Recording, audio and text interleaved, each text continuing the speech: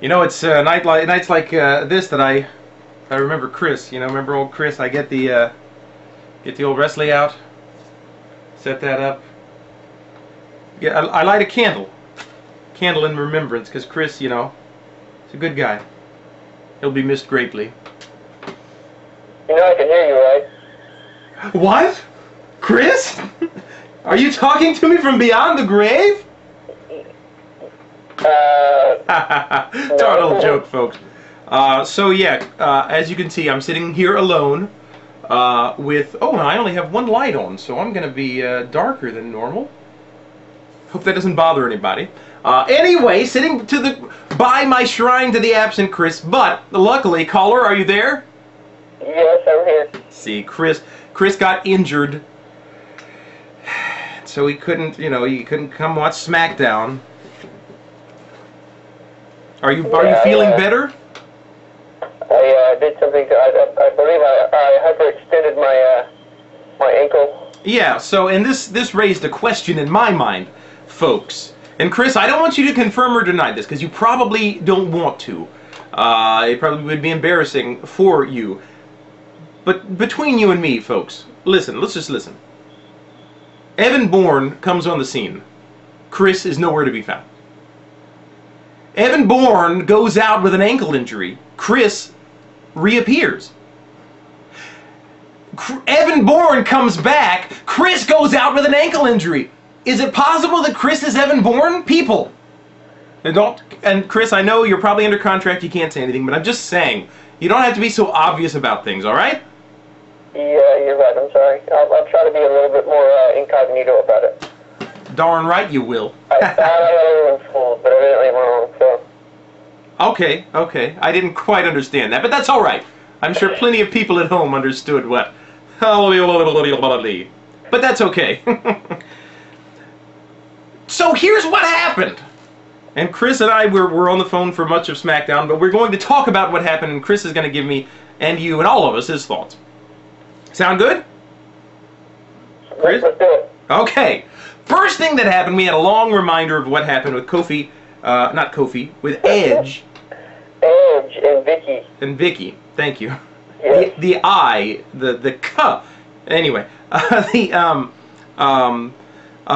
we get a long reminder of that. Then out comes Edge, who says nothing. And I think this is the first time we've seen Edge not talk to open a show in how long? Chris? Yes. I was asking you, how long? It has been a while. It's been a while, thank you.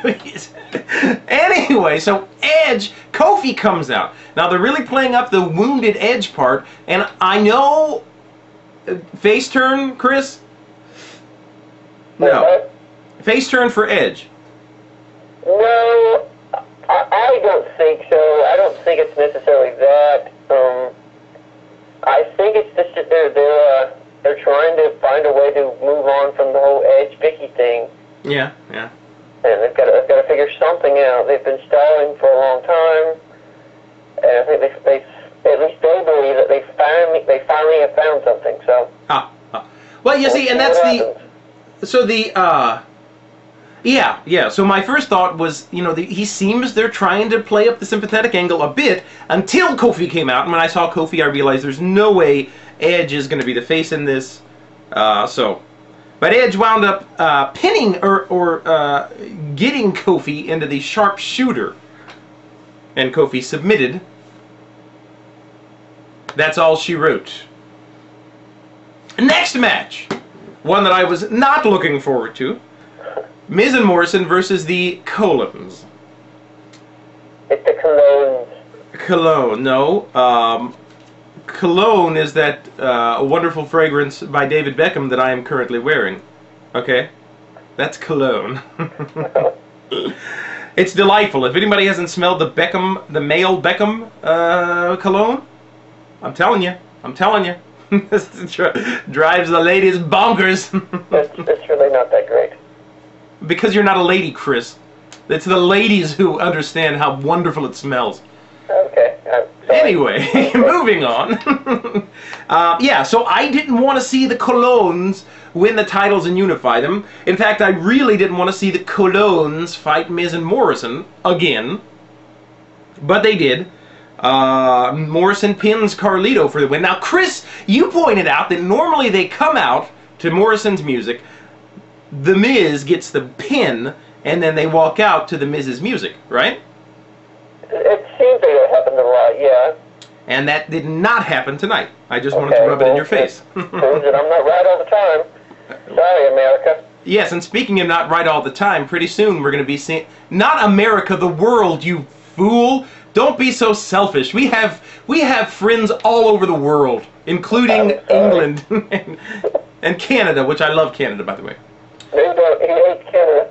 I do. I don't hate Canada. I love Canada. My aunt is a Canadian. What's that? What? What did you say? I said my aunt is a Canadian. You didn't know that, did you? I didn't. I don't know if I can talk to you anymore.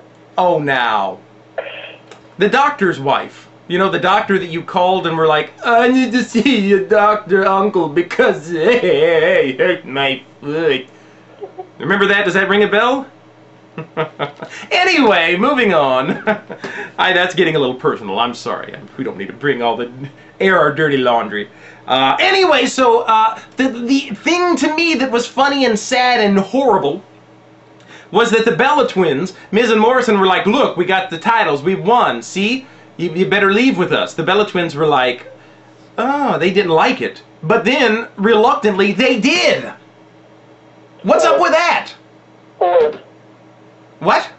They're whores. They are whoas. I've said that before. That's all there is to it. I mean, that's the only way you can look at it. I guess their plan here is to have I'm guessing, some sort of a match at WrestleMania where both sets of tag titles will be on the line, and they'll get unified one way or the other. If it could be anybody but the Colons. I mean, really. Even Crime Time, I would take. Jesse and Festus, I would take. And I know you hate poor Jesse. I do. I hate me some Jesse. That's horrible. That's terrible. People, let's boycott Chris. Let's break his other ankle. Moving on. Matt comes out and tells all. That's how they've been billing it. Matt Hardy tells all. I don't know what all he's going to tell, but apparently it's going to be all. So this part Chris actually heard. I held the telephone up to the television. And what did you think, Chris? Why don't you talk some now that I've been talking a lot. I don't get paid enough to carry the load like this. Yeah, no, it's such a burden for you. I don't really know what to say here. I mean, I'm sorry, Scott. I don't know exactly how to phrase this, but I've got to be honest. I was listening to some of the things that Matt was saying and thinking to myself, you know what? He's got a good pert. Thank you. I agree. So, I mean, of course, you know. I mean, that doesn't mean that I'm on Matt's side here, because I'm by far not on Matt's side. But the one thing, and I know Scott mentioned this to me, but did Matt say that he did cause the fire, he didn't cause the fire? Was that clear, or was it? I don't know. I mean, I'm basing all this on, what I heard through a telephone. I haven't actually seen any of this yet, so. I think Matt didn't cause the fire, but he brought it up to rub salt in a wound. Okay, that makes sense, yeah. So, oh yeah, Matt said he was going to give the little dog collar to Jeff as a token of his love. That just sounds kind of funny. I mean, that's disturbing, yeah. I know they're from North Carolina, but still,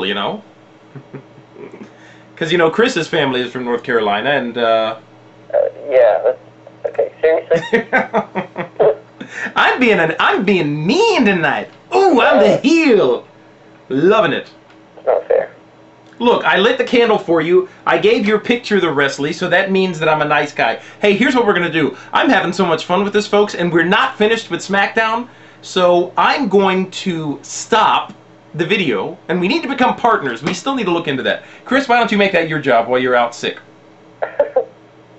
Okay. Okay, so I'm pausing the video. We're gonna make a part 2 of Smackdown, and I'm gonna turn that other light on, so I'll be much more radiant and beautiful. Yeah, Very one well. moment. Peace. Say peace, everybody. Peace, everybody. Okay, yeah. More to come.